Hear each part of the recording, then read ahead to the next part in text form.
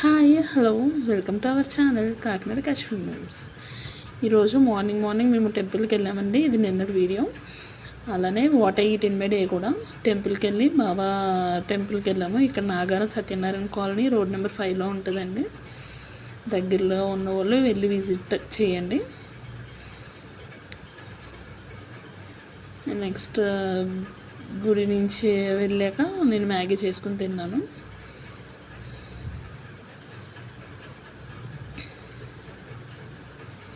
అదిగోండి మా అమ్మాయి చూడండి ఎంత బాగా పూజ చేసుకుంటుందో, బాబా పాదాలను ఎంత బాగా దండం పెట్టుకుంటుందో. నెక్స్ట్ వచ్చి ఇది వినాయకుడు గుడి అండి. ఇది